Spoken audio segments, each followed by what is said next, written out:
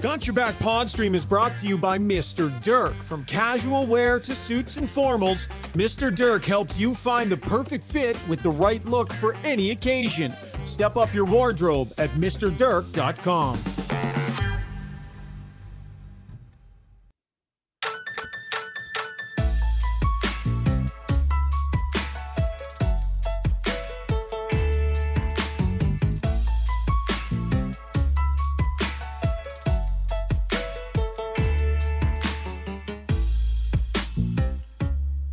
How we doing, folks? Gotta love an off-night pod. Not only is it an off-night pod, but it's an off-night pod featuring the Zubie Wed Game. Yes, our second edition of the Zubie Wed Game here in Season 4. And everybody is going to be on board. Rob Brown, Jason Strudwick, ready to rock and roll tonight. Zubie running things at the controls in Kelowna. Brownie going to be the subject of our Zubie Wed Game tonight. Oilers are in Tampa. We'll recap their off day. And we'll have a discussion about what the plan could look like heading into trade deadline here. What do we know as of this moment? Some reporting out there about what Stan Bowman's intentions might be. We'll go over all of it, and we'll get the opinions of the big fellas. As always, our show is brought to you by our great title sponsor, Play Alberta. Why choose Play Alberta? Well, just ask any hockey fan who loves odds boosts, player props, and same-game parlays, or slots players who love those massive jackpots, or lottery players that can grab last-minute tickets on the go. Deposit today. You'll get a $50 free bet with the code GYB02. Visit playalberta.ca. Coming at you from our Adrenaline Diesel studio, now with an online store for all your diesel truck parts needs. Check out adrenalinediesel.ca. Good evening, gentlemen. How was the day today, Struds? How'd you make out, bud? Yeah, just another normal busy day, right? Nothing really changes. Just running around, kids, jobs, trying to keep up with the world, and then chip a bit of ice off my driveway. It looks like a rink out there. What about your guys's? Well, Brownie, we had a pretty tight show last night, hey, bud? Have to say. Wow. Pretty tight show last night. Elite. I tell you, well, I mean, it might have been the best Struddy's World of the Year, too. I'm just throwing that out there. It was quite impressive. High praise. Yeah, I don't know. It just felt, it felt friendlier.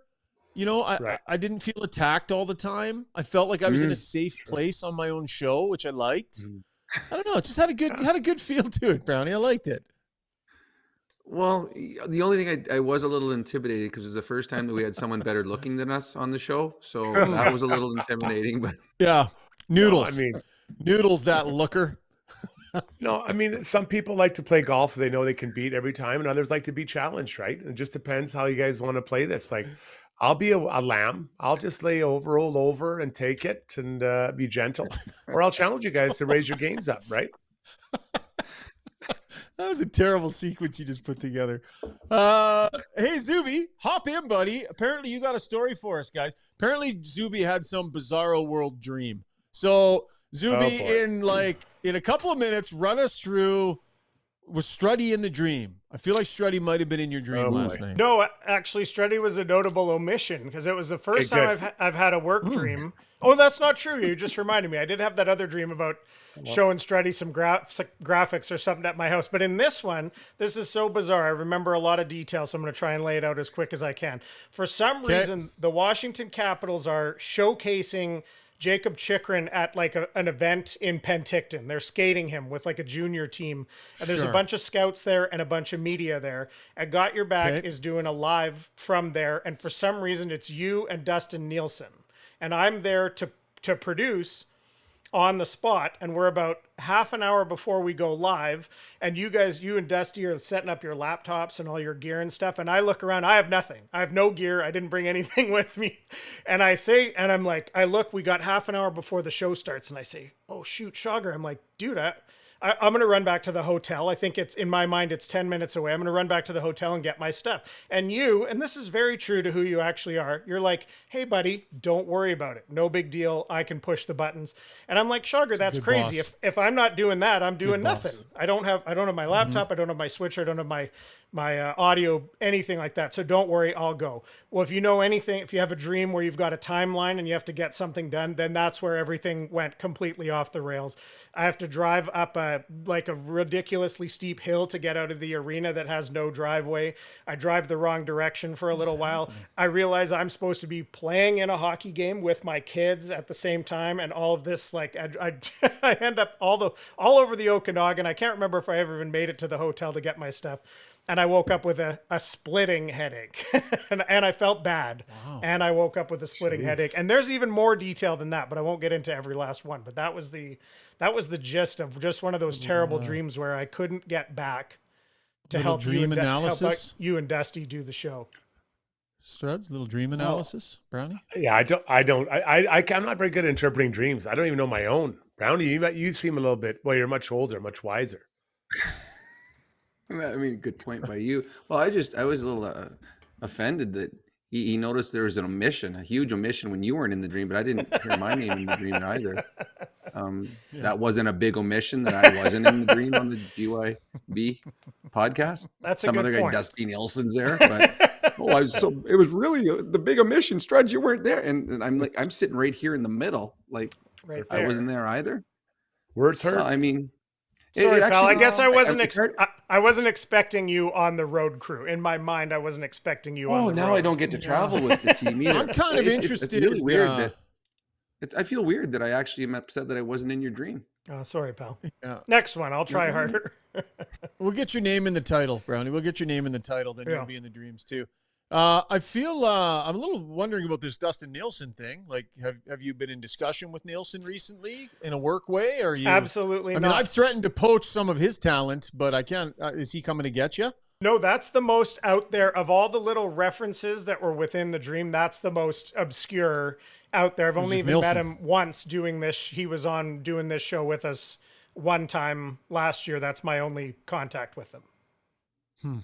So that was very obscure. Paulie says Zubie's subconscious is at peace with Struddy. That's good. There was a couple of other good ones. JL says Zubie must be overstressed. McFosidal suggesting too many mushrooms before bed. Zubie. I think the dream. I think things would get a little wilder than that in the dream, other than just I'm late for work. I don't want to be in the mushroom dream. Okay. Quote unquote more detail than that. He's wondering what you're leaving out. So yeah, that's interesting. Interesting stuff, Zubie. Well, keep us posted if there's any follow-up dreams or if this becomes something that is recurring. Always interested in dream analysis here on Got Your Back. So, Struds, if you ever have anything you want to share, anything you want to bring up, let us know. We're interested in this kind of thing. I feel like I'm pretty open. I think I throw a lot of things out there. I don't know that the dream world's really I don't think we have to go into my dreams. I'm pretty pretty open most of the time. We all know what your conscious brain thinks. You're not exactly complicated. I'm interested in your subconscious and what's going on when you're not in control. Yeah, maybe. I don't think it's that exciting, though. I'm a pretty deep sleeper. Clear conscious allows that to happen, guys. Hey? Yeah. Yeah. The sheer weight of your head, just pressing yourself into that pillow and out you go. Massive pillows. Massive pillows. Massive pecs.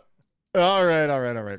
Okay, so we got to dive into the Oilers. So there's a bunch of different stuff we want to dig in on here in this first segment. We'll do that in the breakdown. Then we're going to go Brownie Points and Struddy's World.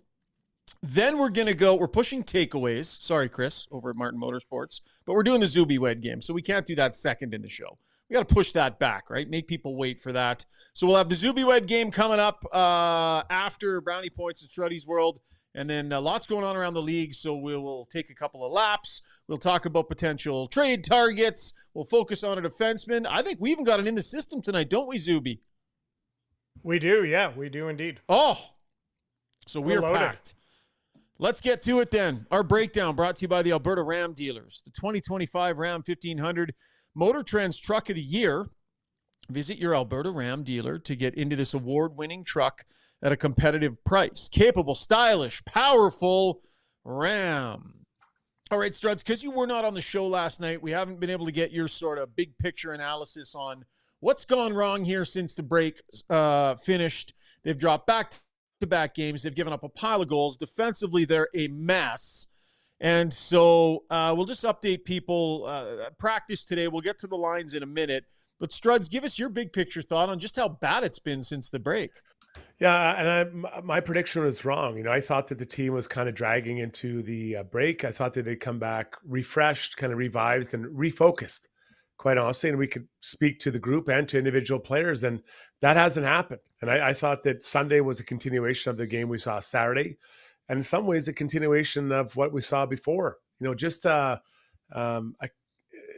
carelessness on defense that this team hasn't really done since Christmas last year. This isn't who they are. This isn't how they play. And I think they will snap out of it. But right now it's pretty tough to watch if you're the head coach. When you saw those line combinations, you thought what last night? I don't even know what to think of yesterday's lineup. Like man. It looked a little. I was really surprised by those lines. Connor's line, it was a real surprise. To be honest, I was confused. If you want to know the truth, I said earlier in the year I thought that they were putting lines together to keep guys engaged. There's engaged, but then there's also pretty far out there. And I thought that what we saw last night, specifically with Connor's line with Podkolzin and Kapanen, that is way out there. Okay, so with all of that said, Brownie, let's push it ahead to today, buddy. And the lines today, if people hadn't seen it, Podkolzin with Draisaitl and Savoy. Then they had Skinner with Hyman and Arvidsson. Our belief is that Skinner is just placeholding for Connor McDavid, that will be a Hyman, McDavid, Arvidsson line potentially in the game tomorrow, and that Skinner looks like he could potentially be out based on that. Janmark, Nugent Hopkins, and Brown. And then you've got Kapanen with Henrique and Perry. So the four-headed monster potentially down the middle tomorrow that we will see, Brownie. What do you make all that today? Well, I sent it back in our group text. I don't think the Oilers are deep enough on the wing to be able to do that. I really don't. RNH needs to play on the wing simply because right now you got Leon Draisaitl, who's having an MVP season. He really is. It's between him and McKinnon and Hellebuck, the goaltender. But to me, Leon has had the best year of anyone. He's playing with Podkolzin, who's, what has he got? 1 goal in his last 20 games. I don't even know what it is now. I can't remember the last time he scored. He's been down on the fourth line a lot, and he's got a kid called up from the minors. So this is the best player in the NHL right now, the guy having the best season, and that's his line. Does that scare the Vegas Golden Knights? Does that scare the Los Angeles Kings? So I'm shocked by that. I just don't think the Oilers are deep enough on the wings to be able to go 4 centers the way they're going. I don't. But the one thing with Oilers lines, they matter just for the warm up to know where you stand and where you go, because come game time it changes. And just to go back on last night's one with Struds, think about it. Connor McDavid, 4 days ago, his line mates were Mitch Marner and Braden Point, and he comes to the game yesterday, and his line mates are Kapanen and Podkolzin. Now, there's a bit of drop. Everyone's going to have a drop coming from the Four Nations, but that is off a steep cliff. So, 13, Struds, I'm telling 13 you, goals, or 13 games without a goal and 3 assists in that time for Podkolzin. And that's on your second line. Yeah, so I think that this is what I see. I think that right now Knobloch's trying to get stability down the middle and with his D, because he's trying to calm down this real mess they have defensively. So you put 4 guys down the middle, they're veterans, and then you hope that your D, that group, those 4 center and the 6D can calm this down and be better defensively and more responsible and just calm the storm of defensive hockey right now. So keeping an eye on Twitter, Stoff and Tony Brar both tweeted lines.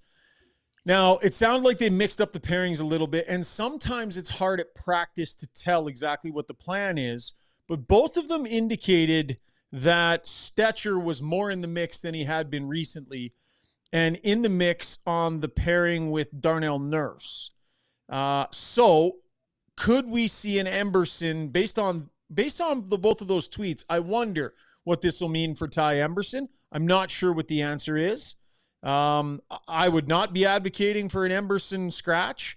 I think if you're feeling like you want to get Stetcher in, the time to do that would have been on the back-to-back. because I think that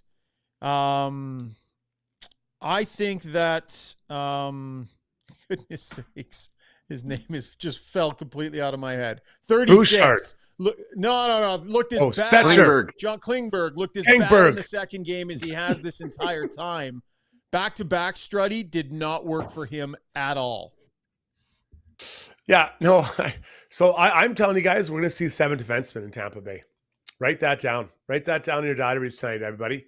I think that's what we're going to see. I really believe that. I think he's going to play 7 guys, have a different look. Like Stetcher, what he does, like if he was my size, he'd be $4 or $5 million defenseman, right? He competes, he tries hard, and I think they'll inject him into this lineup, and he's going to play, and he'll take some minutes away from some other guys on the right side.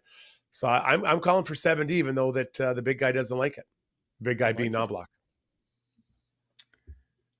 Yeah, that's a good point. I hadn't even thought of that, because to me, the fact that it looked like Emberson was getting the fewer reps, there's defensemen ahead of Emberson that deserve to come out before he does. I didn't really find anything wrong with Emberson's game.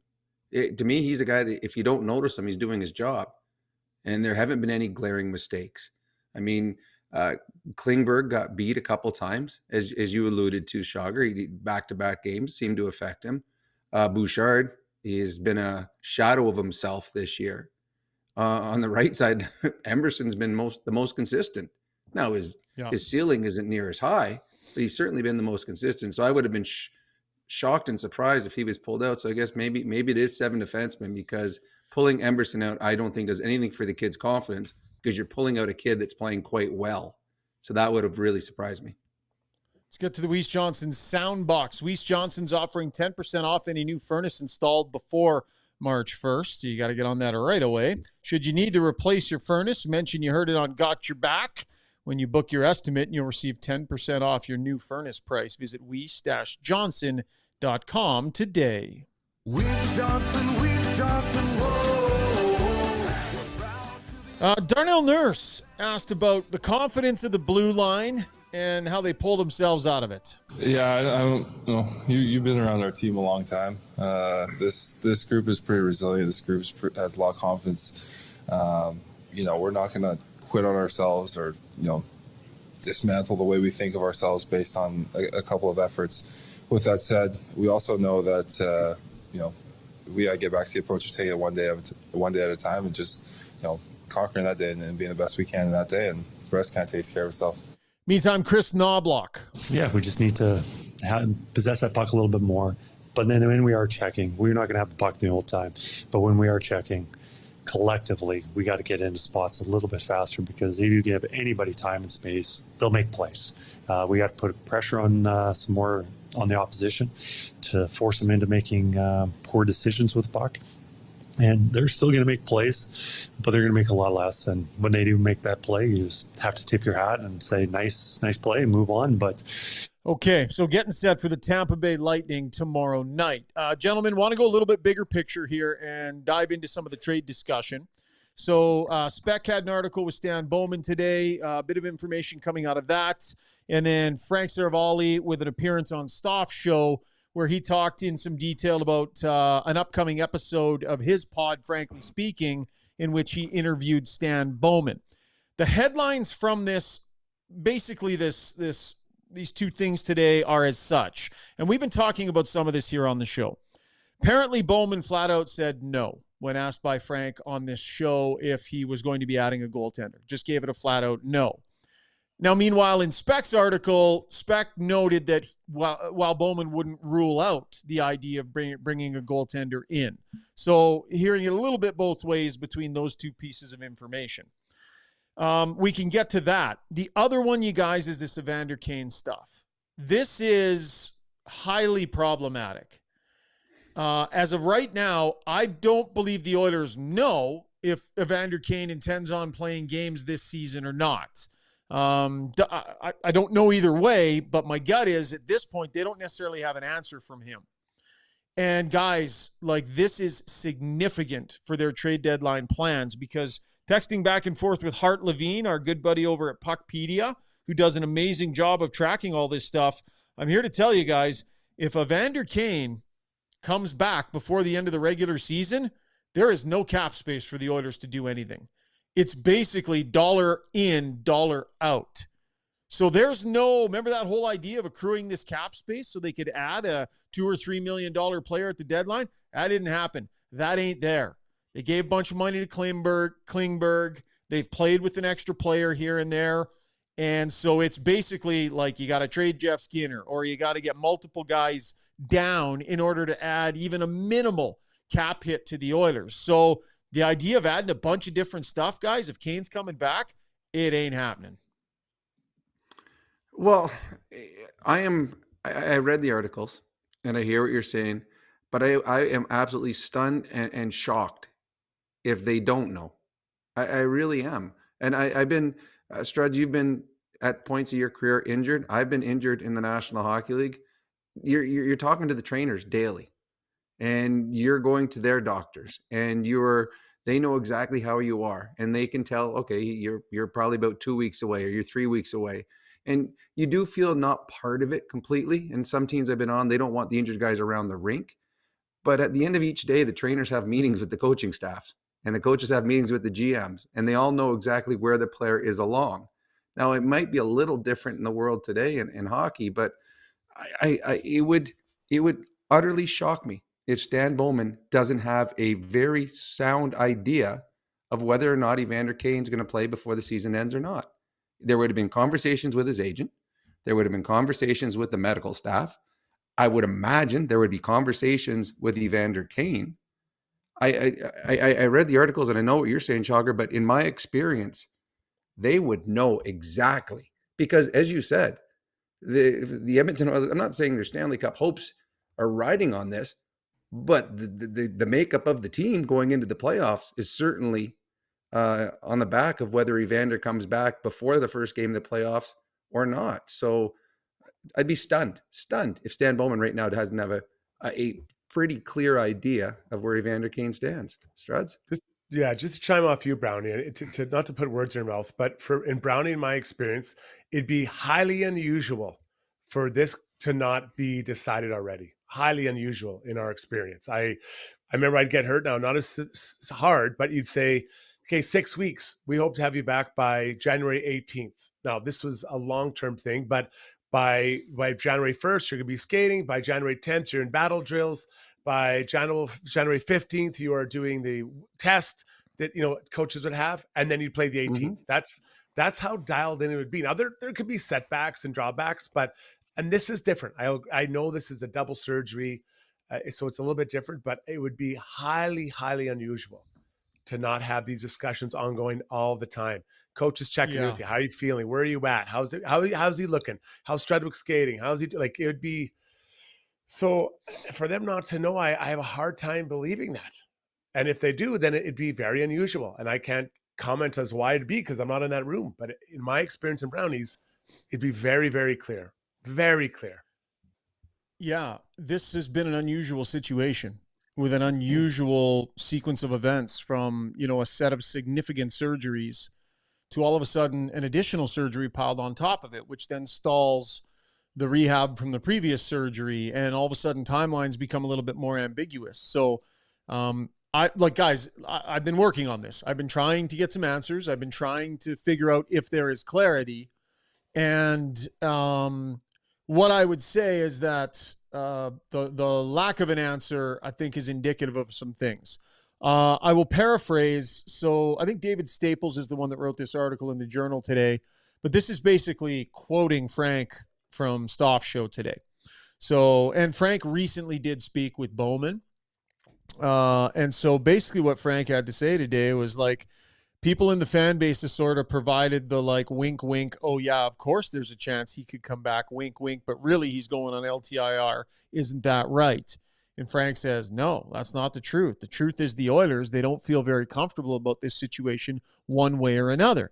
And in the end, what it really might come down to is they don't have the LTIR money to spend, and they could only really make one acquisition. So Frank talking in detail there along the same lines of what we've been wondering and questioning and saying, my sense is there isn't clarity at this point.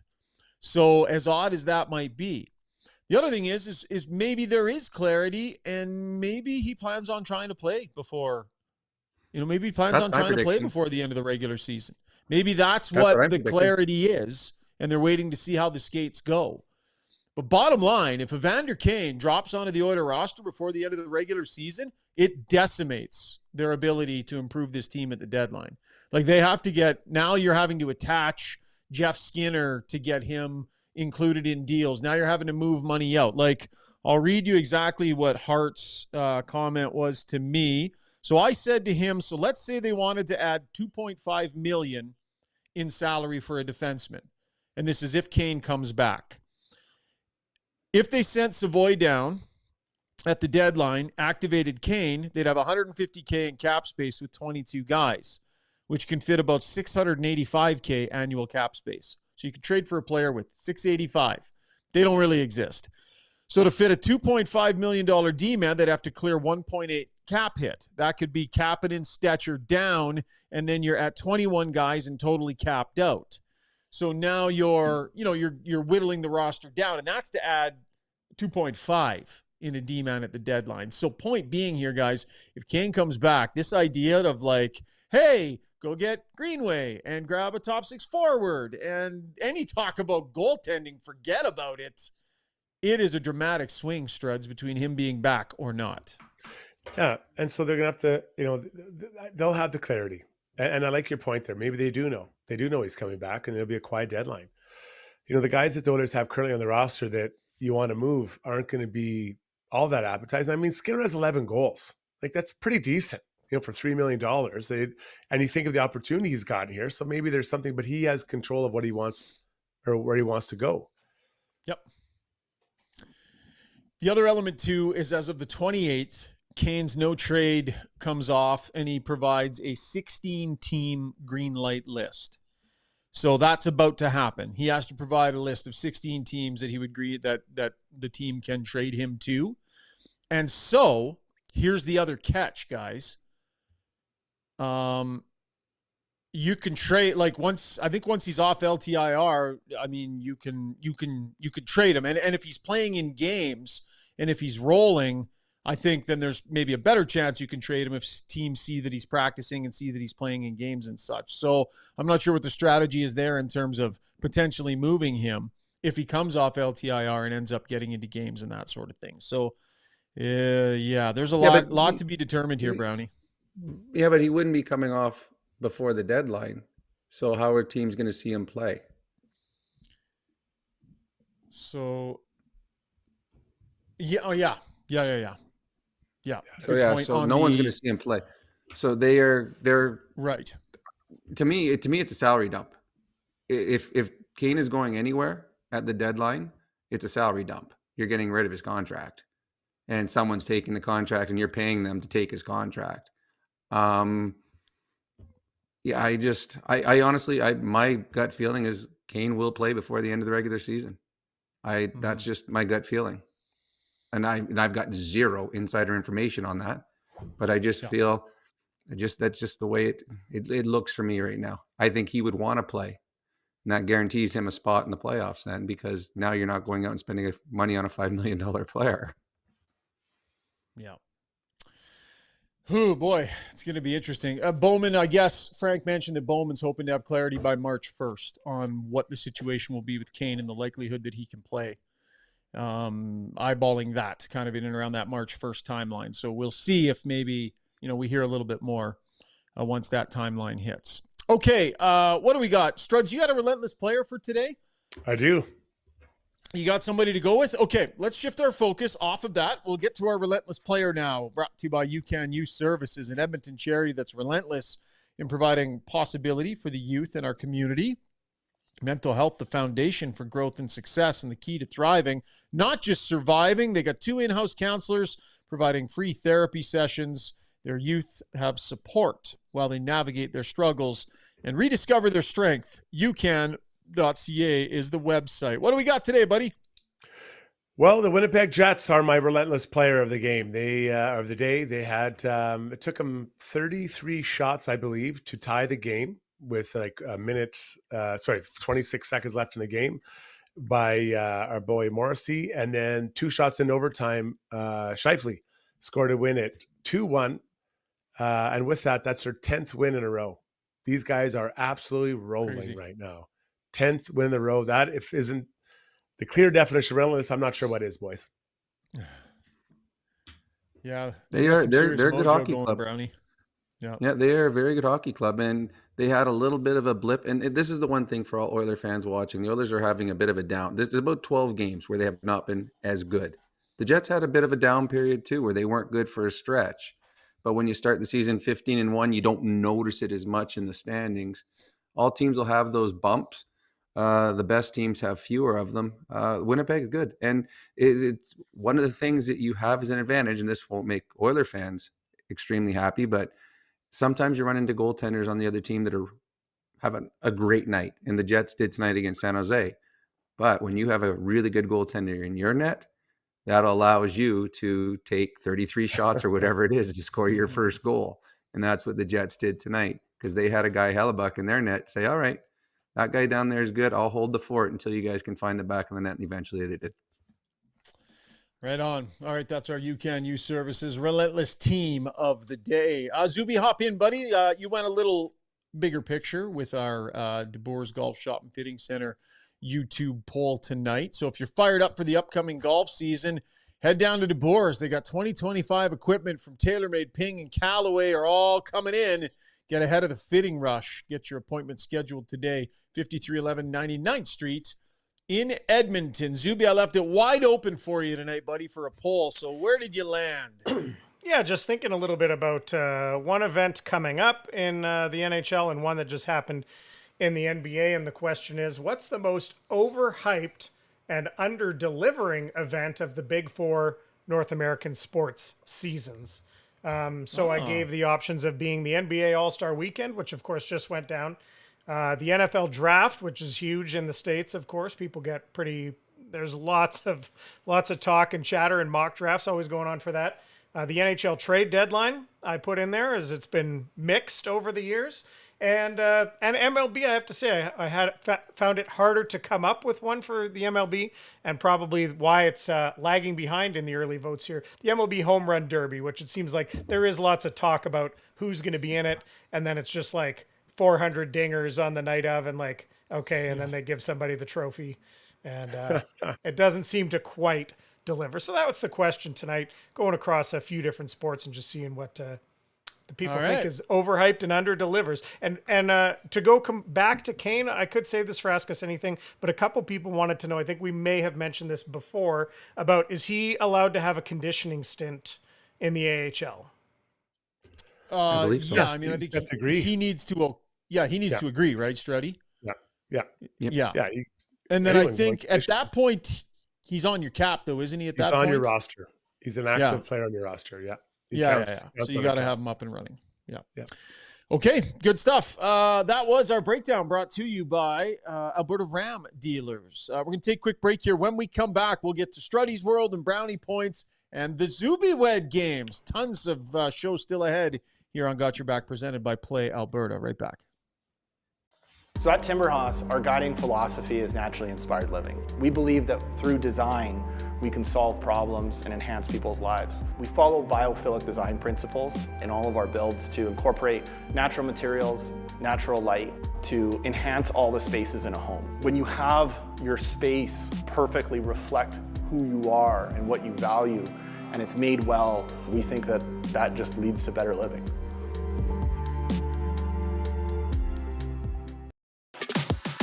Thinking of that dream vacation? A quick winter escape? Well, flight delays are dreadful. Hospital visits, not fun. Alberta Blue Cross gives you coverage for emergency medical care, cancellations, and lost baggage. Flexibility, reliability, even lounge access or a hotel if the delay is too much. Plus 24/7 travel support ensures you're never left out in the cold. Visit ab.bluecross.ca/travel to learn more. When you make a mistake, heads should roll. It's not right. And I'm here. Someone has to put their foot down. Now that I say it out loud, it does sound a little crazy. Gotta look good.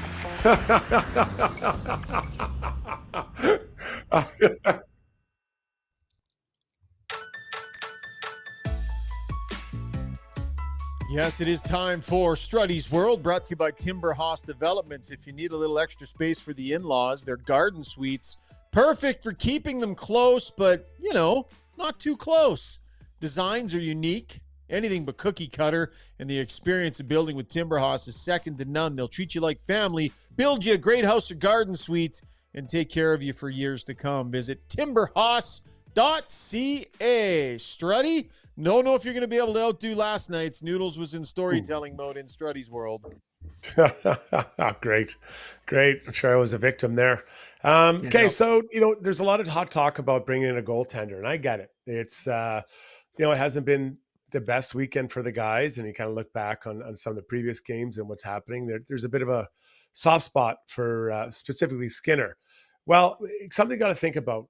To me, bringing in a goalie and moving out someone else, you may think it may help the top end, but it doesn't help your depth. So I believe if you're going to trade for a goaltender, maybe like the guy at Utah, Pamelka, you have to keep 3 goalies on your roster. So a couple issues there. 1, 3 goalies is a nightmare, absolute nightmare. I'm not familiar with any situation that worked well in. And second, now that cap space is being eaten up. Because if you think you're going to sneak Calvin Pickard through waivers, I believe you're kidding yourself. So 3 goalies on the roster plus that added cap space, that is pretty much half. Even if Kane is off, that's probably more than half of what you can bring in, and you're limiting your other things. So I know there's a lot of talk about it last night, boys, but something to consider. There's no way you're going to let Pickard go for nothing. So you carry 3 goalies the rest of the year. That's a good point, Struds. And Shogger, you and I were talking last night with Noodles, and Noodles made up the point that the Oilers, if they don't do anything, the one thing they need is to get more depth at the NHL level for goaltenders. Because if something happened to Skinner, it would be Pickard and Rodrigue. And that's, as Noodles says, Rodrigue's not an NHL goalie yet. And then Struds and I were talking about it today, and Struds goes, the problem is, if you go get another goalie, Pickard's not making it to the minors. Every team in the NHL is looking for depth in net. And we've seen over the last number of years, the number of goalies that have gotten hurt. Calvin Pickard's having a great year. And he proved last year in the playoffs, in a big moment, he's capable of winning a hockey game. So all of a sudden, you're right back to the same spot. If you lose Pickard and one of your goalies gets hurt, now Rodrigue's the guy that's coming up. So I do agree with Struds that if the Oilers do trade for a goaltender, they may have to carry 3 goalies the rest of the season. And to do that, all of a sudden that does cut into your cap space, or they risk what has happened before. It wasn't it last year that the Oilers, or the year before, the Oilers tried sneaking a goalie down and they lost him near the end of the season. Wasn't it Stolarz or some goalie they tried sending down and he didn't make it? So I recall agree that with as you, well.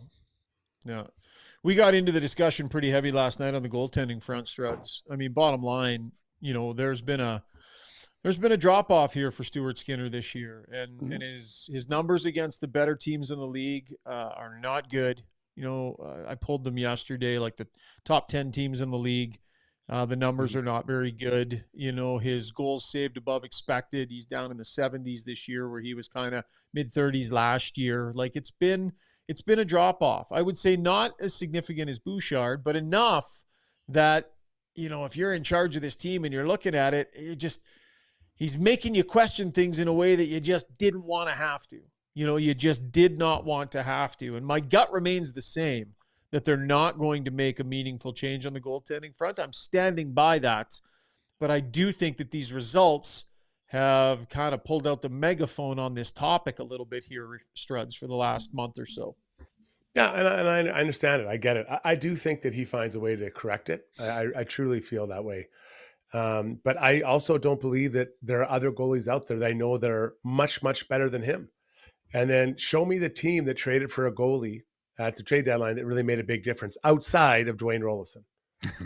So, think of some of the others that have been made big trades, and I don't recall them making massive inroads. So I don't know. I know people, I get texts, I get tweets, Facebook messages about Skinner this, Skinner that, and I get it. But I don't know. I think you instead of rooting against him, I'd get down and light some candles at church and hope that he finds his game. They definitely need him to. And there's still lots of time for him to get it sorted out. All right, that was Struddy's World, brought to you by Timber House Developments. All right, Zubie, fire up the happy music, buddy, and let's put the spotlight on Rob Brown because it's time for his brownie points. Hamel's Premium Jerky presents made with prime Alberta beef, 13 irresistible flavors. There's a taste for every craving. And in the month of February, buy 2 pounds of jerky for $70. You get a free bonus quarter-pound mystery flavor pack. Free shipping Alberta-wide, so go to albertajerky.com. Got Your Back is the code you use. It'll get you 10% off. That's albertajerky.com. All right, Brownie, what do you got, buddy? Well, this one just piggybacks off of what Struddy was talking about earlier. I got 10 brownie points to the Winnipeg Jets to get a goal late from Josh Morrissey and then one from Mark Scheifele in overtime to win their 10th straight. That is a record for the Winnipeg Jets. This has been an outstanding season. They have the Vezina Trophy winner on the team. He also may win the Hart. That's how good a year Hellebuck's had in net. And the Winnipeg Jets are right now the best team in the National Hockey League. I got 100 brownie points to the Anaheim Ducks. They got Oilers fans really excited today when they traded for Ville Husso.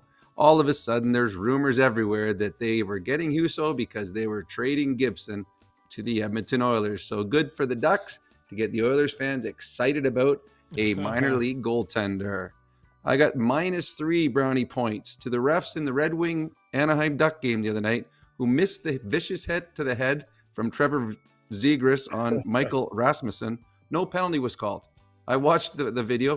Zegras was suspended 3 games, deserved at least 3, maybe even more. That was a game that he deserved a 5-minute major on. I have no idea how the refs missed that one. It was as vicious as a hit you're going to see, and Trevor Zegras deserved a 5-minute major.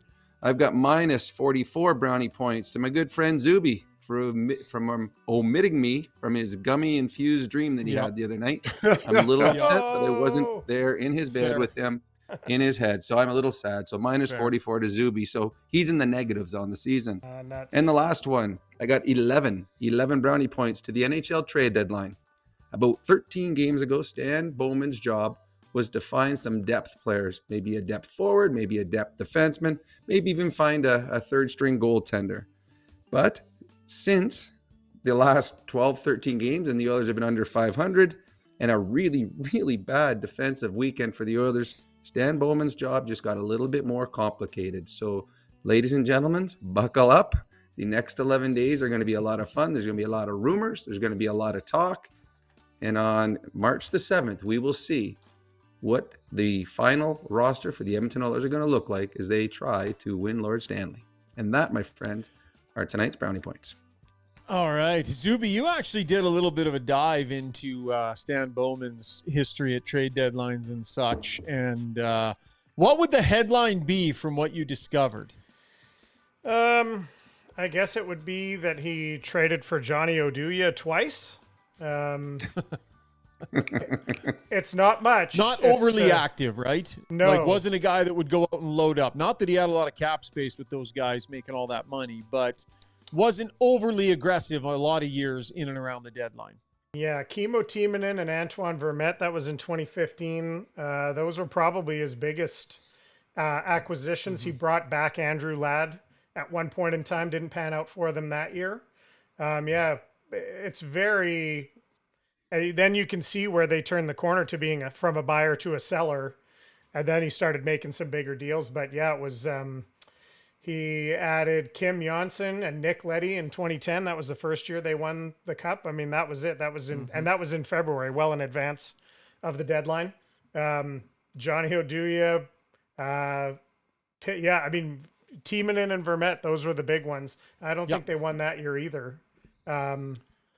So yeah, he's not a big deadline guy, it would seem, and that's from my research in the weeks leading up to the deadline, as well as right at the deadline. So I'm not sure what fans should expect.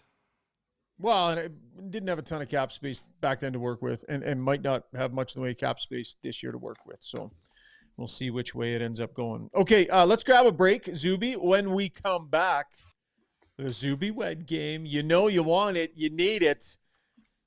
Second time this season that we're going to rock and roll with the Zubie Wed game. So stay with us. That debauchery is coming up. Join over 250,000 Canadians who have upgraded to Canada's best mattress. Douglas is proudly made in Canada and ships directly to your door for free. Douglas is easy to set up. Enjoy perfectly balanced comfort and an easy-to-clean machine washable cover. Get a free sleep bundle with your Douglas mattress. Try risk-free for 365 nights. Get your Douglas mattress today. At Gallery Dental, we believe in blending exceptional care with artistry to create the perfect smile for you.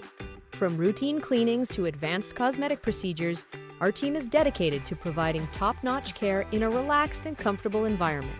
With state-of-the-art technology and a passion for perfection, we ensure that every visit is a positive experience. Join the Gallery Dental family and let us help you achieve a smile that you'll love to show off. Contact us today at secolandentistry.com.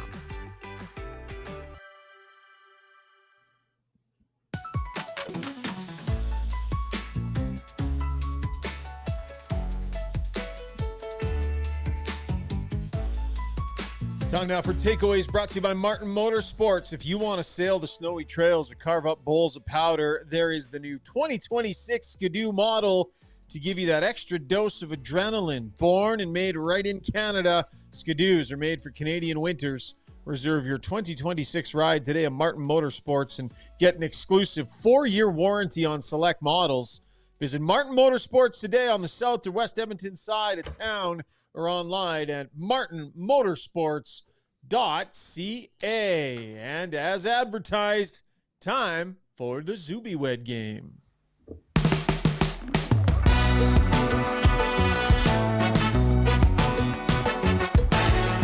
Oh yes, it's that time again. The actually the third installment this year there, Shogger, of the very popular game. You were Struddy was the first one, and then Randine was the second. Oh, I forgot if you recall. that. Yeah. We had Randine for the Zubie Wed game. So welcome. The rules of the game are simple. Of course, we're going to ask a series of 8 questions, and Struddy and Shogger have already received the questions earlier today, and they have predicted how Brownie is going to answer them. And you get 1 point for each correct answer. We'll see who has the most at the end. Oh, shoot, I forgot to text Brownie for a tie-break question. Now, I'm going to say this. This is going to jinx it. We've never needed the tie-break, I don't think. Today we will, because I don't have one. We'll improvise. We'll improvise if we need to. All right, so let's get into it. Here's the very first question on the Zubie Wed game. So, Brownie gives his answer, and then you guys tell us what you predicted. Now, Yes, I don't even remember how it's done anymore. Here we go. Nice question hosting. Well done. Question number 1, Brownie. If you could choose to have any comic book type of superpower, what would it be? Mm-hmm. Comic book. I would think invisibility. Good one. That's my answer too. Struddy, what did you say? I don't even want to think about that. Flight. What does that say? Flight. Oh, yeah. Flight. He says flight. The power of flight. Now, I'm going to advocate for a point here. I didn't get this, but I'm advocating for a point because I think it comes from the same place. I think there's a little bit of creepiness there, which invisibility you could take advantage of. But the other thing you could take advantage of, X-ray vision for that same creepy. See, I even said creep down below. Can I get half a point? I wasn't using my invisibility for creepiness. What do you want to be invisible for? Fundamentally, that is that. very creepy. Don't answer it. It's because you want to hear what people say about you after you walk out of a room. That's why you use invisibility. No, I think it'd be for other reasons. Yeah. Creep. All right. No points awarded there. Question number 2, Brownie. If you had to be stuck in an elevator for 24 hours with one current Oilers player, who would you pick? And you're not invisible, by the way. You're visible in this scenario. I got to be in for 24 hours with an Oiler player. Yeah. RNH. Ryan Nugent-Hopkins. Shogger, what do you got? I said 97. You'd want to pick his brain about offense. Struddy? Hyman. Oh, he'd be a close second. He'd be a close second. That would be a pleasant 24 hours. He's a very affable, pleasant fellow. It would be filled with pleasantries and meaningful, good-natured chit-chat. Yeah, he would be my second choice. I've done a lot of events with Ryan Nugent-Hopkins. He's just a nice kid. So it'd be someone that I could enjoy spending 24 hours with, yes. Yeah. Very good. Okay, no one on the board yet. We'll get to it here maybe with this one. I think we got a good chance here. Question number 3. Brownie, which goal would you have rather scored? A Stanley Cup Game 7 overtime winner, or B, an Olympic gold medal overtime winner on home soil? And just for rule of threes, I'll add in C, a preseason empty netter. I don't think you're going to pick that one, but just for rule of threes, we'll put that one in there too. Oh, this one is easy. Olympic gold. And it doesn't matter if it's on home ice, away from ice, it doesn't matter. Olympic gold representing my country would be number 1. All right, Olympic gold. Struddy, what do you got? Lord Stanley. Oh, no. Ofer. We're Ofer here. Mm-mm. Wow, Brownie. That's a surprise. An Olympic gold over Lord Stanley. Oh, 100%. 100%. Gold medal for your country? Yep. Wow. I'd be the opposite. I'd rather have my name on that cup rather than a gold medal around my neck. And I love the Olympics. But it's for well, sure right now I got neither, so it really doesn't matter. I know. I hear you. The Dr. Carpy chiming in on the elevator question says he would choose nurse. He looks like he'd be super positive, but also quiet, right? Wouldn't talk your ear off. So that actually, you know what? Choice. Probably a better one would probably someone with some sort of skills to get us out of the elevator. Who would be handy on the team? That'd be a good one. Hyman. I don't think Hyman's handy. Or who's strong enough to bludgeon their way or pull the door open? Yeah. Some or which one guy would have a bottle of booze on him? Someone have a bottle of something that we could sit and enjoy. No comment. No comment. Yeah. We're not guessing that. Okay. All right, Zubie. Are we 0 points on the board? We're zeros across. Super easy for me to keep count of the score in my head tonight. All right. Question number 4, Brownie. Of the 4 faces you can see here on your screen right now, which of these folks, including yourself, then, who is most likely to talk their way out of a speeding ticket? Struds. All right, Shocker. Who did? That's why. Why Struds? Why would you pick him? Because he would try to, for one. So he would try to get out of it, and he's a very social person. People know him. People like Struds. I like Struds. So it would to me it'd be Struds. Shocker went with himself. I think they would double your fine. Yeah. Struddy, what did you say? No, I said, well, Shocker, tell him that joke. You get thrown in jail.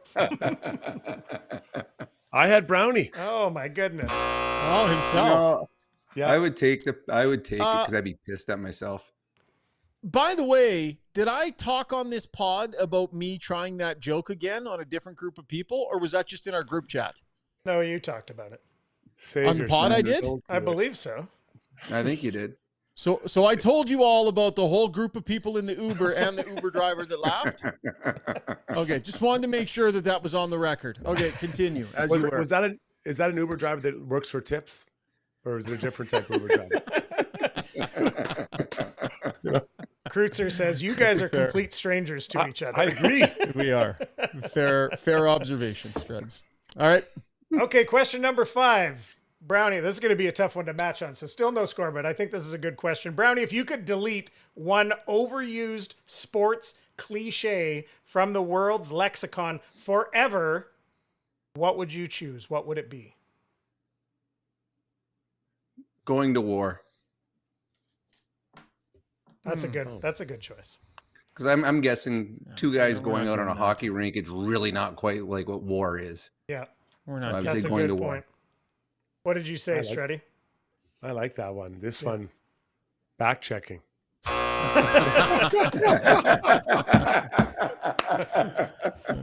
That was never in my vocabulary, so I know. Delete that one. He's hearing about this for the first time tonight. 110%. 110%. That is a dumb one too. That's a I good didn't one. like that one. That either. is a dumb one. That was a hard question. Honorable though. mention. That was a hard question. Honorable mention to he left his feet. I knew That's he'd just- say that that. I did think of that one. That needs to stop. I should have Don't had that. leave your feet. Your feet leave the ice, Struddy. I should have had that one in Shoggers when we did yours, because that would have been an easy couple of points on the board for. All right, question number. Right yet. You know what? In Goodness. all honesty, I think Randine and Shauna should be on here. I think they know me better than you two do. I agree. Because this is really embarrassing. The good thing about this is this has actually set up well that the last question someone has to get a point in. So we're building to something here. Question number 6, Brownie. You're the Oilers GM. Who is the number 1 player you would be targeting at this year's trade deadline? And we're talking about rumored players to be available, not considering cost or cap space. Just you're the GM. Who's the one guy you would want the most for this team? Well, okay, who I want the most? Brock Faber. Now that's not a guy you're gonna get, but that's who I want. Is he that kid is good. Is he in He's, the you know, there's someone whose someone name whose is might out be available. on a trade board somewhere. Like, come on. I would say something. I want Brock Faber though. They would need. There was a big name that just dropped on a couple of days you know ago. what? Mikko Rantanen. Oh, interesting. Okay, that's an interesting place you landed. I think I don't even know you. I think I don't even Shogger know might you. have just Why bother? placed one in his. I think Stretty says Besser. Shogger says Rantanen. Oh, God. He planted that one. He did plant it when he started saying there was I didn't someone. plant it. I was just rounding out the information that he required for an accurate answer. Still, I'd trade for Brock. I'd still trade for Brock Faber. It's rigged. All right, Shogger gets one. Yeah. This tie is going to come into play and completely screw me. Question 7. Brownie, dinner for 3. Who do you invite to be your 2 dream dinner guests, living or dead? 1 from the hockey world and 1 not. 2 points available here, by the way. From the hockey world, Bobby Orr. From the real world, Emma Stone. Oh, very nice. All right, Struddy, I think I know. Let's took see someone who off came your up. hall pass list. Is she on your hall pass list? Well, my hall pass list is actually on a whiteboard, so I can arrange so who's in town this week? All right, so I can just change it. Emma Stone. That was not. I did not see that coming. Oh, I love Emma Stone. Yeah. Unfortunately, I was on the right track. I had the same idea. Mario Lemieux and Jennifer Aniston. So I was on the right track. Good calls. Pretty good. I've had dinner with Lemieux before, so I didn't need him. Yeah. Yarmer Yager and Tiger Woods are what I had down there. Well, if I was in Vegas and I was looking for blowing, I'm whatever with Tiger. And a Perkins breakfast spot. Goodness sakes, Brownie. All right. No, it'd be Emma Stone and Bobby Orr. Seriously, he's my favorite player ever, and one of the nicest people I've ever met. I met my hero and loved my hero. 1,000 times, and I wouldn't have guessed Emma Stone. Yeah. Yeah, that's a whiff on that's a whiff on Mario, Struddy. I imagine you've had dinner with Mario, right? I have, yes. But very nice. He's a nice gentleman too, Struds. Yeah. No, no, it hasn't been recently, but Bobby Orr. I get a chance to go with Bobby Orr. Are you kidding me? Greatest player ever. Jeff, by the way, Shogger, Jeff McDonald changing your name to Ryan Rishaug. Yeah, I know. Oh, it is true. You did actually push me towards that because I hadn't thought of Rantanen. I was still on Brock Faber. I did, but you just needed to know what the options potential. I mean, I never said his name. I know, and I kept thinking. Right now, I'm looking. You would at have the gotten trade there. board. You would have gotten there if I didn't say anything. Can I just say something? There was clear instructions sent, and I was asked to confirm I received said instructions. Confirm. So I confirmed it. In the instructions said on a 5.5x7 card or a white piece of paper, you're writing on the back of a stamp. So that is a little off. I can't even see it. So I confirmed it. Maybe not everyone else confirmed it. All right. He's protesting because he senses the loss, the looming loss. So clearly this is under protest. I right, love this last question, by the way. last I question. love this last question. There's a We have one lot more question? involved in this. Yeah. Number 8. Oh. With the score unofficially 1-0 for Rishaug. Number 8. If you could choose any age to be for the rest of your life, what age would you pick? You have both the mental and physical traits of this age included, and assuming you live to, let's say, 95. My guess is you won't go that high. God, no. And No, whoever not even is closer on this answer gets the point. What's the magic number, Brownie? I feel good about this one, Brownie. I feel good. Oh, I got this dead to rights. Locked I it got in. him nailed on this. See, Walk I am away. so confident in my answer, Struds. I'm almost willing to go double or nothing with you. I'm so confident. Did you write it on a So real piece of paper? What age I could be the rest of my life? Yes. Now, I'm gonna go 44. mental and physical. Mental and physical. 44. Oh, I was in great shape at 44. Okay. Number 4. I like your consistency, Well, Brownie, because with the number 40, 44. but too. seriously, like if I would have went, my first thought was 21, but I'm thinking I'm much more financially set at 44. So now, if I'm going to be at one age forever, I want to be able to do what I want to do. At 21, I couldn't. All right, Jacob let's- says 28. Paulie says 42. Old enough to know better. Young enough to, Not even care. to scratch golf. Yeah. 25. We got to vote for Blommer. Old Blomskis says 20. Blommer. Coming in at JL 20. says 36. Same age as Emma Stone, says JL. Oh, yeah, but she likes older men, so 44 is perfect 44 for is her. in the wheelhouse there. Okay, Struddy, what did you All right. say? You were I very thought the year confident. someone scored 49 goals would be a pretty good one. 29. I probably want to Oh. revisit that. Probably revisit that a few times. Well, I actually, couldn't see what number. Did you say 49? Did he Age? score Or 49 twi- that year? I said 21 years What? old, but he scored 49 goals that year. Like that's, Oh, I'd like to 21. relive that year. Oh, I didn't know I was reliving a year. I just thought I had to stay the same age forever. Yeah, well, that's the year he scored 49 goals. Like I remember, I think the year I turned 30, I went to Vegas. And it was so much fun. I could redo that year a few times in a row and live Yeah, like but that I forever. was in way better shape at 44 than I was at 21, though. all right, Sugar, can you get closer than 13 to 44? Whoa! 45. This is I'm not outrageous. sure how you got number 45 out of this. Boo. Yeah, Hiss. get no respect. Why would you guess 45? Like, you didn't even know what I was doing at 45. Well, this is what I would say. And Randine and I talked for quite some time about this very thing. We even asked all of our kids. So this is why I landed at 45, Brownie. Because I know you think you were a bit of a goofball when you were younger, right? You wouldn't want to go back to your mental capacity at like 19, 20, 21, 22 back in those days.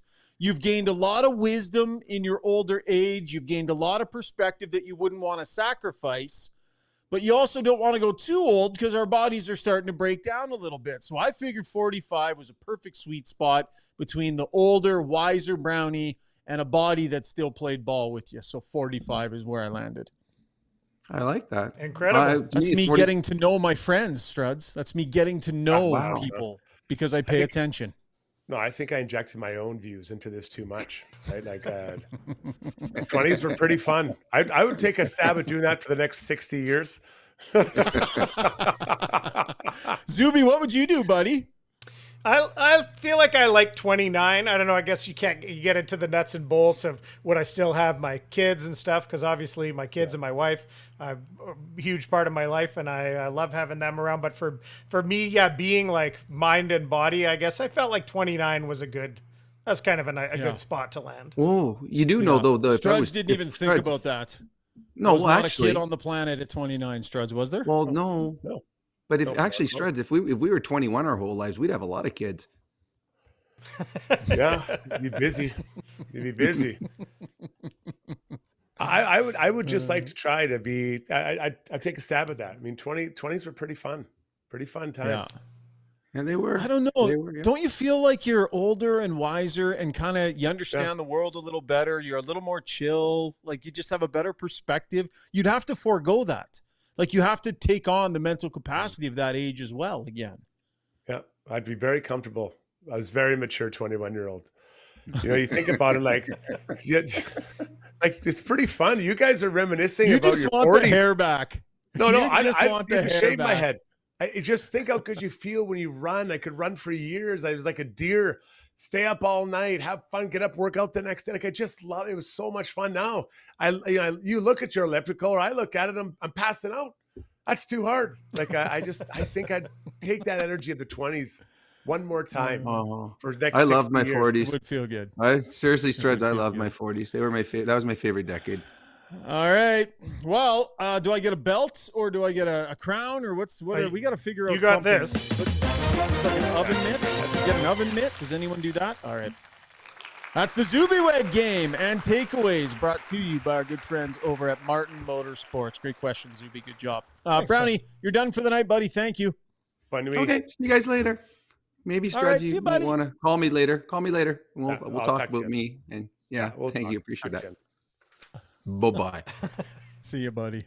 Bye-bye. Oh, Struds.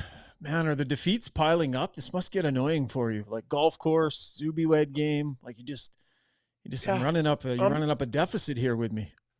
I'm not really competitive. Like, really, that is fine. Win, lose. I mean, you set it up to win yourself, probably writing those answers down minutes before, I'm guessing. Mine are prepared, right? But that's okay. Just whatever. We'll just play it your way. This is why you get dominated on the tennis court by Tom Lesko. That's exactly why. That attitude right there. Maybe that's... He is pretty good. Yeah, he is. And he's played longer. Like, let's be honest. I mean, if we took it to the ice, it might be different outcome. A little bit different outcome. Played tennis on the ice, maybe slightly different. Love it. Well, on that note, why don't we get to HSE Core Services and our Core Blue Liners segment, Zubie, as I chuck you a little curveball there. Look at that. Had it ready to go. Smooth. If you're a small to medium-sized business, HSE Core has your back when it comes to health and safety compliance. From creating and managing a tailored health and safety program that meets all legislation and core requirements, HSE Core supporting client operations every step of the way. Visit www.hsecor.com. Tom Lesko and company. Who's the focus tonight, big guy? Yeah, this one's for Tom. I get requests every now and then, why don't you do more Oilers defensemen? We want to know what you think about them. Like, well, we talk about them quite often. So here we go. For all those people who asked me, Darnell Nurse tonight. I found that I like starting these segments out by saying, what do I think of first when I think of a player? And when I think of Darnell Nurse, I think of athleticism, right? He's so athletic. The guy's tall, he's long, he skates well, he covers a lot of ice. When he's playing at his best, he's aggressive physically. And I think he's also making really quick passes, and they can be stretch passes and then following the play up, not carrying the puck. That's like when he's at his very best, that's what he does. And we've seen a lot of that this year. Like, he's been very good for the Oilers this year. Long-time Oiler, the contract, we know what that is, but he's having a really good year this year in the way that he plays. Couple interesting points. He 5-on-5, he's +7, right? Like he's above water, tied with Ekholm. Man, that's pretty good. And Evan Bouchard takes a lot of hits on this show and others. He's +13. And we're talking about how good a year that Nurse is having, and Bouchard's +13. So it's a little bit, and I knew he was above him. I didn't know it was quite that, almost twice as good. But something to consider when people are attacking, not attacking, when people are having conversation about Bouchard, about having a bit of an off year, he's still quite a bit above water over top of Darnell Nurse and Ekholm, who seem to, especially Ekholm, seems to get away very scot-free. And for good reason. He's pretty mistake-free hockey. Yeah. No, I like that, buddy. And like Nurse is having the kind of year where, he's staying within himself. You talked a lot in our analysis over the years here about Nurse and just, not trying to do too much and playing within his game and keeping things reasonably simple, picking his spots. I just think Darnell Nurse seems more comfortable in his skin this year. He just seems, he's more relaxed. He's more relaxed around the media. He's not as tense. Remember how combative he got at times last season? Now, of course, it's going to be easier when you're playing better. But I really get the feeling that Darnell Nurse came back with the idea in mind of trying to let a lot of stuff go this year. Trying to let a lot of expectation and stuff go. Quite frankly, I think it's taken Darnell Nurse a couple of years to figure out how to play in a market like this with the expectations of that deal and the expectations that he has on himself. I think it's taken him a little bit of time just to figure out how to be comfortable in his skin with those expectations in that deal and just being who he is, Struds. And I think he's found a sweet spot here. Yeah, and I think that's really fair of saying it. And I think I want people to be understanding when I say he needs to play a simple game, that doesn't mean unskilled game. And I think that's part of that hockey lingo gets lost. This guy's, Strudwick's got to play a simple game. Simple means quick. It means fast. It means moving the puck quickly. And those are all skilled things to do. Jumping up in the play. Like Darnell's got a good shot. I think that's something that we as fans and as Oilers media, we don't talk about. He's got a good shot. So, skill doesn't mean, or simple doesn't mean unskilled. The two can be together in the same conversation. Yep, and some physicality back in his game. Like I'm looking at his hit totals here the last number of games. Just won the other night, but 3-6, 2-4, 5-5, a couple other 5s in there. Yeah. Like he's taking it upon himself to be a little bit more menacing in shift more often than I'd say he was a lot of last season and even into the playoffs. He's bringing back a little bit of that snarl, and I don't want to see him fighting a bunch. He's too valuable. And he's done enough of that in his career. So that's not what I'm talking about. But he is an unpleasant player to be out there against once again, Struds. And I do think that he's got to continue to ratchet it up and be a leader in that department for this team. They need more. I think, I can't remember if it was you or Brownie said it. The emotional connection to games hasn't really been that strong for the Oilers this year. And I think that without Kane, that doesn't help, obviously. And there's some other players a little bit more emotionally engaged. I think he's got to get a little more emotional and maybe at times fake it to get his teammates engaged in the same way. Yeah. And that's what leaders do. That's a leader's job. Yeah, 100%. That was Core Blue Liners brought to you by HSE Core Services. Great job breaking down Nursey there, Struds. Okay, as we get to break, let's go in the system with our good buddy Ryan Reed, and that's going to be brought to you by Long Shots Indoor Golf and Sports Bar. Swing into Long Shots, Sherwood Park's ultimate sports bar and golf destination, and it's even better. They're launching their brand new menu featuring family-friendly options, kids menu as well, so if you're teeing off on their TrackMan simulators, catching NFL or NHL games and specials, enjoy a great meal with your crew. Long Shots has something for everyone. My crew went to Long Shots for the Canada-US final at the Four Nations. All of them, all 6 of them were there, and they had an absolute blast. Looked like it was a great atmosphere. So always a good spot to go and catch a big game. As we go to break, here's In the System with our good buddy, our prospect, Ryan Reed.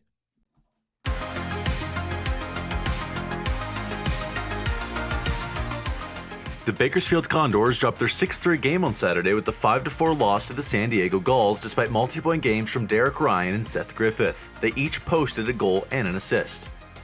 Josh Brown took on Travis Howe in a spirited tilt after Brown laid out one of Howe's teammates late in the first period. It was Brown's 7th fighting major of the season. Despite the losing skid, Drake Caggiula has picked up his play as of late, posting 2 goals and 6 points in his last 5 games. In London, Sam O'Reilly has had trouble scoring recently, as he has goalless in his last 10 and has just 3 points over his last 5 games. 2024 7th-round pick and Knights teammate William Nicol has 5 goals and 10 points over his last 10 games. Bo Akey has posted points in back-to-back games for the Barrie Colts, but still hasn't scored a goal since November 15th of last year. In Flint, 2023 6th-round pick Nathaniel Day has a .919 save percentage over his last 9 starts. In Sweden, 2022 5th-round pick Samuel Jansson has remained steady and stopped 83 of his last 88 shots and has a .925 save percentage for the campaign. In the NCAA, 2022 7th-round pick Yoel Mata has tallied 5 goals and 8 points in his last 5 games for Vermont, which puts the captain at 25 points through 30 games this season. My name is Ryan Reed, and that's what's happening in the system.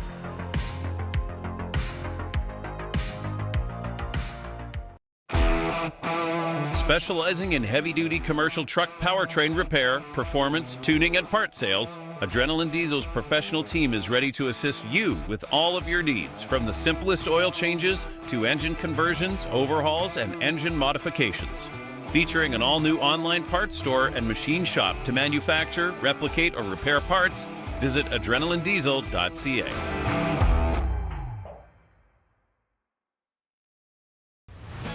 With over 18 years in the industry, Kelly Zaretsky and her team at Blue Summit Accounting deliver client-focused solutions and financial guidance for success in a simple and comfortable way. Whether it's for corporate or personal needs, Blue Summit Accounting can help with taxes, estate planning, financial services, bookkeeping, and more. Get in touch today. Email bluesummitacct@gmail.com or call 780-416-9662. Ready to go all in this season? Mr. Dirk's got you covered with express on-site tailoring, a wide selection of craftsman-made suits, sport coats, and casual staples for every occasion. Score big with Mr. Dirk. We've always got your back. Visit us off White Ave, south of 102nd Street, or browse online at mrdirk.com.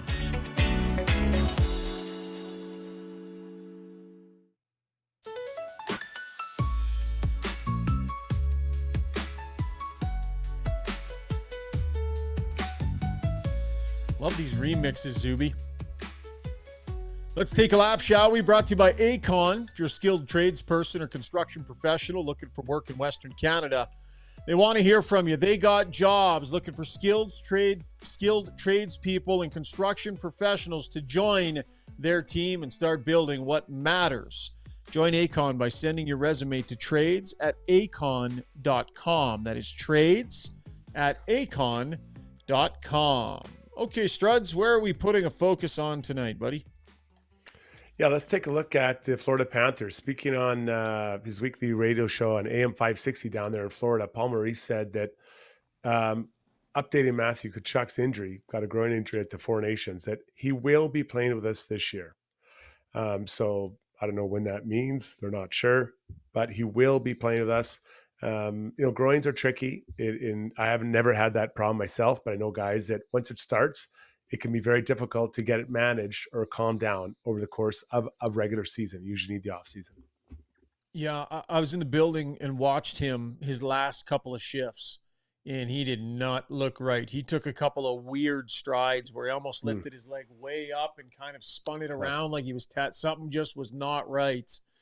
And then off he goes to the bench and shut himself down for the night. Now, there were some whispers in the days that followed that it might be significant and could be season ending for him. Those were some of the whispers that we were hearing. So interesting to hear Maurice go on the record today and say, no, he will play for us again this season. So they're waiting for more news on how long it'll be, but interesting for the coach to say, no, he's playing. Yeah, it'll be interesting when that is. And lastly, Hartman's suspension was reduced from 10 to 8 games. You remember on, February 1st? Yeah. He took Tim Stützle down. We're still not sure if it was a DDT or the moccasin splash, but took him down on the ice for no reason in a face-off. 10-game suspension. Reduced to 8. I don't know. I mean, I probably would have kept it at 10. Why? It saves him a bit of money. I mean, I don't know why you bothered bringing it down, but reduced, and that's it. He's eligible to play March 4th against the mighty Seattle Kraken. Like why reduce it? Like it was a pretty brutal act. He's got a history. I mean, why? I don't know. I think it's some money. I think it's the money. I honestly, I do think it's the money. And maybe you maybe put a provision in the CBA say, the guy, if it's over a certain number of games, you can reduce it, but he saves his money, but he still sits the games. Maybe on appeal, you can appeal it down 20%. You keep that 20% of the money, but you still sit those, in this case, 2 games.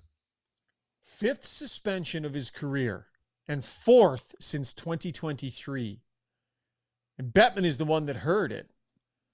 So Bettman is the one that heard the appeal and decided to go ahead and reduce it. So that's George Peros and his staff saying this is what we feel this is worth, and Bettman reducing it. His 4th suspension since 2023. 8 games. Yeah. I don't get that at all. That's a tough one to figure out. Anyways, is what it is. You'd think if there was any place to send a strong message, it would be in that very, very obvious case, but I guess not. That was Taking a Lap, brought to you by our good friends over at Acon. Lots of good trade talk on the show today as it pertained to the Edmonton Oilers a little bit earlier. But Struds, let's continue our series on potential trade targets, shall we? Who could be taking a trip? Brought to you by Alberta Blue Cross. If you're planning a trip, if it's a dream vacation, a quick winter escape, or a trip to watch your team play, don't forget travel insurance. Alberta Blue Cross has your back with emergency medical care, cancellations, lost baggage, and more. Visit ab.bluecross.ca/travel to help you learn more. Who did you choose today off the trade bait board, Struds? The first time I saw this guy play, I loved him. I loved his hustle, his energy. Not the biggest guy, but he really plays hard and fast. Sorry, fast is the wrong word. He plays hard, at least when I've seen him play, which is pretty frequently, actually. Plays for Vancouver Canucks, Niels Höglander. Now, he's a unique player. He has a smaller cap hit this year at $1 million, and he signed for a 3-year extension after this year at $3 million. So, you can take on the hit this year, but is it that big of, is it too much of a jump next year? He's having a really tough year, and he seems like so let's go through his stats. First year, 13 goals. The next year, 10, then 22, 23, a shortened season, only 3 goals in 25 games. Then last year, 24 goals, and then this year, only 4 goals. And he is not getting it done now. Pettersson was his running mate last year and helped him quite a bit. Yeah. So pretty big drop-off. For the Canucks, if you trade him this year, there's not much cap savings there. I think they do have some cap space open, but it's an interesting one because his extension hasn't even kicked in, and you're talking about trading him. Now, I don't know if this guy is really being shopped. I don't know if insiders will say or not, but I think you have to look at it if you're Vancouver. You're trying to figure out your team.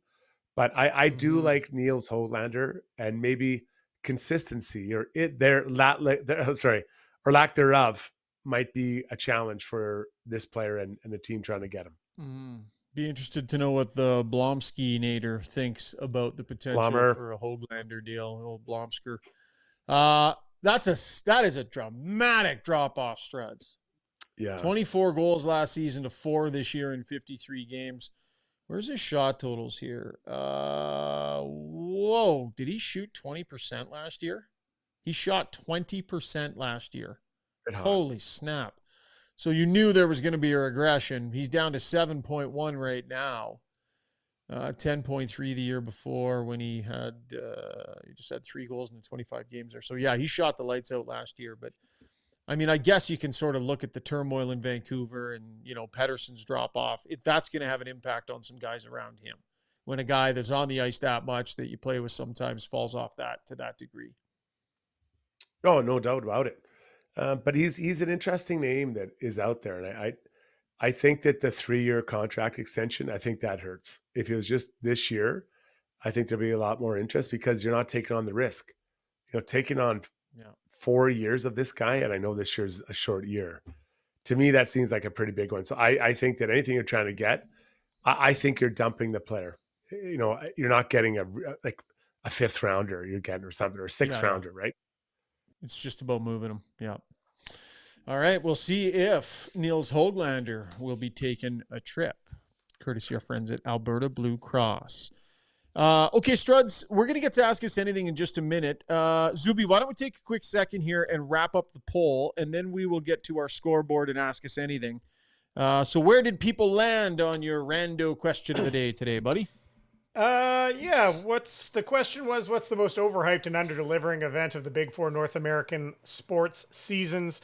The NBA All-Star Weekend running away with this one, 68% of the vote, and then all really close on the other 3. NHL trade deadline, 12%, NFL draft, 10%, MLB home run derby, 8%. So pretty clear that the NBA All-Star game or All-Star Weekend is low on the proverbial totem pole for our you concur there, Struds? You concur? Oh, it's awful. It's absolutely awful. I used to love it for the slam dunk competition, but now you don't really know a lot of the guys in it. Like the big stars don't do it. It's honestly, guys, I think it's a complete mess and a waste of time, right? My kids don't even want to watch it. They'll watch anything. I don't know how the NHL is going to go back to a regular All-Star game. I had an idea for that. What to do. And I'll give Friedge credit for this. He's the one who said, just do the skills competition and no game. Said that on his pod the other day. So I got thinking about that a little bit more. What if you used All-Star Weekend to be a showcase of the future as well? So what if you took one of the top prospect games, like the CHL top prospect games? And what if you brought them all in for All-Star Weekend? You did a skills competition with the NHL guys, and then the game was the CHL top prospects game, which is a competitive game. Now you're bringing GMs from around the league in. You're bringing scouting staffs from around the league in, because they're not doing a draft the same way anymore. The draft was that thing where it was everybody converged all the time, right? So now all the GMs come in for the top prospects game. You're right before trade deadline. There'd be tons of scuttlebutts, and you've got an actually entertaining hockey game to watch, Struds, and then just let the guys display their skills for the kids. What do you think? I believe that the All-Star game is for the local market. So if you ask me, do my kids want to watch top CHL prospects go hard or the NHL players play hungover? They'll say the NHL players have hungover every time. It's true. It's true. It's true. I want to see Ovechkin hungover out there skating around. I don't. My kids would. That's what they want to see. Well, That's they'll be hungover at the skills competition too. The skills competition I actually find it repulsive. I don't like it at all. I don't. You're trying to create like basketball. Like, why are we trying to be like basketball? That doesn't work. I don't know. Just let them have a game. I like when they pick. They pick their own teams. Like, I understand if you want to do it in conjunction with Schauger. I get it.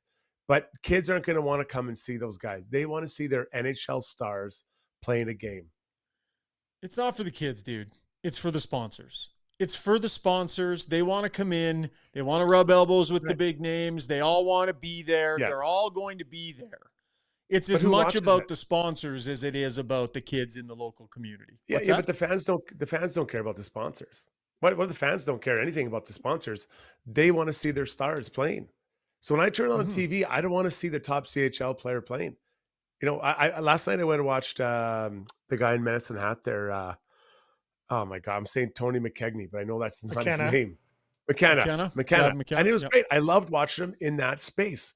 And he's a really good young player. A little angry at the end of the game, but my kids, they thought it was really cool. But when they go to the All-Star game, and I hope the Oilers get the All-Star game at some point, they want to see the top guys on the ice. That's what they want to see. They don't care about the sponsors.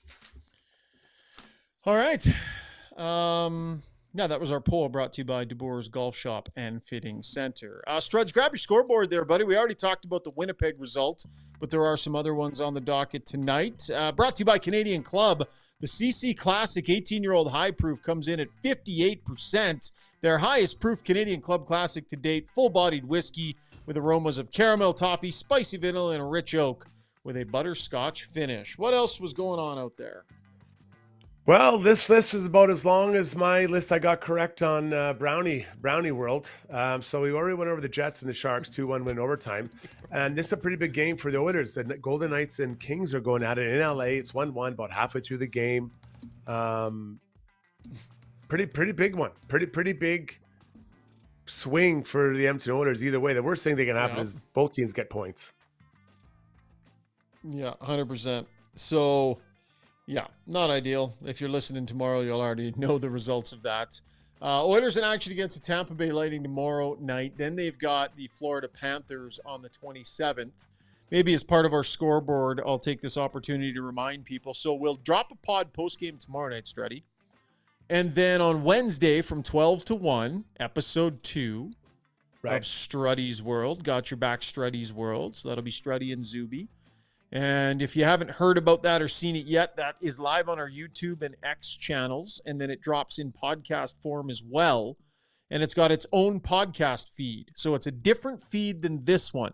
So like and subscribe to that one. And every Wednesday that'll drop onto all of your devices. If you have a minute, throw us a like here on the YouTube stream. We really appreciate everybody that has hopped in with us here tonight. And now your chance to contribute a little bit.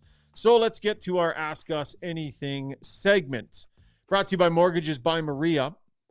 If your renewal date's just around the corner or coming up in 2025, don't sign early and just take the bank's first offer.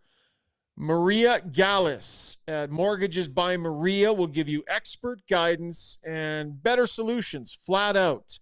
It'll help you save thousands and put more money back in your pocket, exploring your options and timing your renewal perfectly. Maria's great. She helps Randina and I out and always takes great care of you. So that's mortgagesbymaria.ca. All right, Zubie, what do we got tonight, buddy? All right. I guess I got to say this first because this just made me laugh. Hank809, who's our friend, he's in Japan. He said something about his favorite era of goalies when they used to do the pad stack. And I said back to him, I said, I'm old enough that I went to goalie camps where they taught we had to practice two pad slides, as they called it at the time. Yeah. And then Hank809 came back with this that made me literally laugh out loud. He says, now the only time I 2-pad stack is getting into bed. And that was just a funny visual for me. So I had to shout that out. Very good Me comment. too. I'm a side sleeper, so I got the old 2-pad stack going with a pillow in the middle.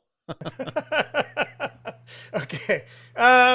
Gong Show said, and this is kind of a few people on this same sort of bandwidth here, but I'll give it to Gong Show. He says, it seems the top competition is showing their size and speed against the Oilers. Do you feel like as much as the Oilers at the deadline might be thinking positionally, that they might also be thinking about wanting to get faster and or bigger, Struddy? Yeah, I do think so. The size, I mean, again, Washington looks like a huge team. Huge team out there. And the Oilers look like it's a father-son game. So yeah, I think they do need to add some size, and the speed. Yeah, they've lost a lot of speed in the offseason, and they had talked about playing fast with their minds, and I think there was some success for sure. I think they're in a swell right now, or the swell. They're in the bottom of whatever the opposite of a high point is, or a low point of their year, and it's tough. It's really tough right now, and the Skinner-Arvidsson hasn't quite played out. And, Skinner's still got 11 goals, guys. Like, he's not getting much love, but he's got 11 goals there. Yeah. And Struds, there was a pod that we did during the break where we quite seriously debated if he should come back in a top 6 role out of the break. Yeah. Like, that he had played well before the break, and we thought that would be plausible. So instead, they've got Savoy up and being given that very opportunity that we discussed that maybe Skinner had earned before the break. And I'm not saying that having Savoy there is a bad idea. I like the fact that they're giving the kid a look. Yeah. But if he ends up LT scratch tomorrow against Tampa, if he was in fact just placeholding, and especially if they go 11-7, even more likely that happens. Yeah. But fair point by you on his goal total, for the ice time that he's gotten. Okay, Zulu coming in here again with a comment that was sort of echoed by a number of people. He or she says, when is the conversation going to come up with 97 being +4 on the year? He has 80 points. These guys lack team defense. I mean, it's obviously a down year for Connor McDavid. He's the best in the world. We don't like to go at him, but do you think it's still just going to be business as usual? See if he turns it on in the playoffs, and maybe there's a bigger conversation if the production doesn't tick up there, Shogger? Well, yeah. I mean, he's not the best in the world this year. Like, I think we all agree that, big picture, he's the best player in the world. Yes. But he's not this year. And that's just the way it is, right? It's 22 goals, 1.41 points per game is 4th in the league right now. So, like he's having a bit of a down year here. And I mean, like Struds has his theory that he's, got the governor on and is keeping things easy during the regular season, easier, so that he's got a little left in the tank for the playoffs and could well be something there. But yeah, Struddy, he's not going to be the most dominant player every single year of his career. The gap between him and the next guys is not such that in a down year, he's still the best by a mile. Yeah, no. And, I think he's -6 the last 2 games. So that's going to take a stab out of your plus minus here, right? So that's pretty tough. I do think he has a bit of the governor on. It feels like the points are coming as easy. I think you made the point, Chug. We haven't seen like a 5-point night this year that I'm aware of that just exploded at points. I wonder if he's not maybe fighting his gear. Like does his stick not feel right or whatever, right? His elbow pads, whatever. Like there's something, is he whatever.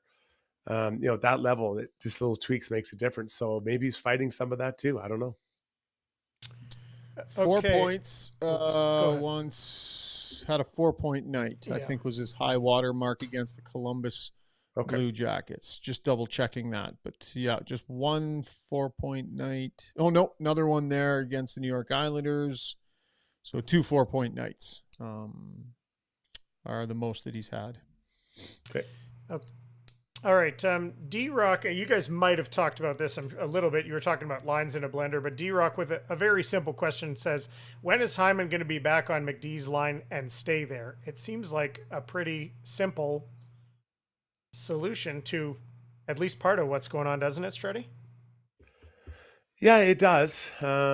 It feels like he's trying to spread the wealth around a bit right now. I feel like he's looking for some stability in their game defensively. And that's why he put those 4 veteran centers down the middle, and he spread out the wingers a little bit more than usual.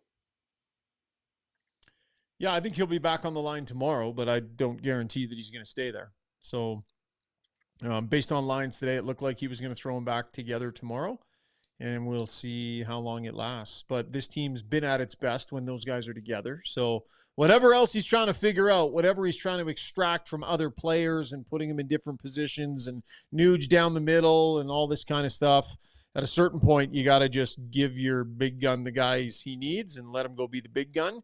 And I think that's probably going to happen here soon.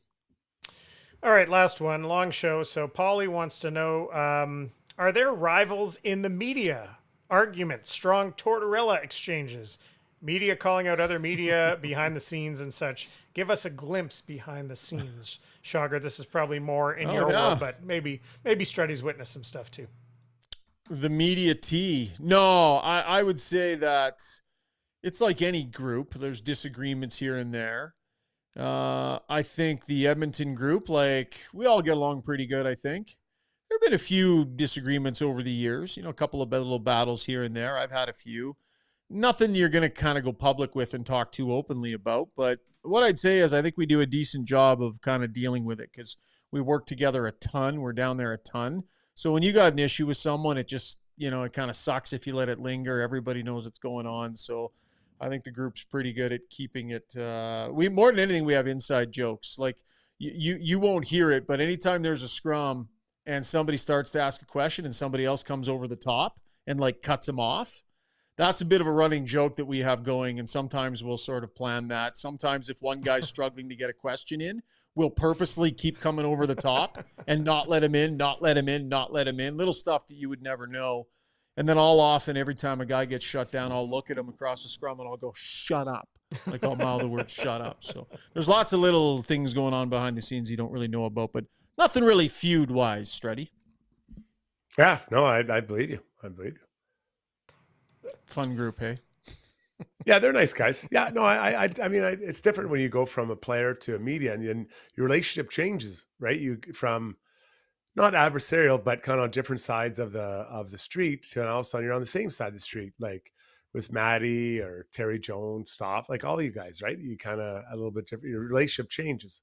It's more, colleague rather than, like I said, kind of not adversarial is the wrong way, but just different points in the different. You know what I'm trying to say. And then you go from covering a guy to inviting him to be part of your podcast, and then he just abuses you 4 nights a week for 5 years. So that's a neat dynamic when that happens. Don't pretend you didn't know what you're signing up for, buddy. That's like somebody keeps staying in a bad relationship, and his friends are like, well, she's so hot, I know, but she treats you like shit, but she's so hot. It's worth it. I'll take the beating, Struddy. The sponsors love you. I'll put myself out there and take a beating. That was Ask Us Anything, brought to you by Mortgages by Maria Gallus. All right, let's wrap up this show with our Gallery Dental play of the day. Take the first step towards a stress-free dental experience, providing modern dentistry for today's patient with the most up-to-date dentistry, sedation, implants, and so much more. Contact Gallery Dental, YEG.com. Outside of me dominating the Zubie Wed game, Struds, what else could possibly be the play of the day? Well, that's where I'm going to go, actually. And it's interesting, you know, Rob Brown has offered the opportunity to meet anyone and have lunch with anyone, alive or dead. And he chose the star of La La Land, Emma Stone. And although I do like Emma Stone, you know, you'd think there'd maybe be no disrespect, Emma, but maybe someone slightly in front. You know, maybe someone else a little bit further. Barack Obama, or like, I don't know, just some world leader, like Jack Nicholson, or who's ever lived. Anyone who's ever lived. Yeah. Anyone who's ever walked the planet, and that's, you know, Napoleon, Cleopatra, you know, all these amazing historical figures. And Emma Stone, the star of La La Land, he must have been a big fan. It's a good musical on the movie. He picked someone off of his hall pass list. That's how you know his wife does not listen to the show. I had a previous question, and one of them, as I looked back through them and organizing that today, I had a hall pass question on another one, and I thought, it's probably we don't want to go there. But Brownie went there indirectly. Yeah, Brownie. Anyways, with Emma Stone. No shame. All right, Struds, take your loss. Go to bed. Get out of here. We'll talk to you tomorrow night. Tomorrow night, everybody. Looking forward to it. Better things ahead. All right. Zubie, great job tonight on the Zubie Wed game, buddy. Thanks, pal. Yeah, it was fun. Another good one. 3/3 of the season. Yeah. Lots of people asked after after Randine was on, they want more of the wives. There was a push for more wives. I think Shona's on deck here, Struds. Shona will play ball, She might. Yeah, that would be amazing. She can stay up past 5 o'clock. Yeah. Maybe a pre-playoff edition. We'll have to do it on the Struddy's World show at noon. She'll be awake for then. Right. That'll make a lot more sense. All right. Good job, boys. Thanks to all of you for joining us on the live stream tonight, or if you've downloaded us in podcast form, we really appreciate it. Hey, head over to iTunes. Leave us a review if you don't mind. We love all your comments on YouTube as well. Throw us a thumbs up if you get a chance. Tell some friends about it. We continue to build and build. We're almost at 6,000 subscribers. I don't know. I feel like we should make Struds do something goofy if we get to 6,000 subscribers. Maybe we can talk about that next show. But thanks for tuning in, and we'll chat after the Oilers and the Tampa Bay Lightning. See ya.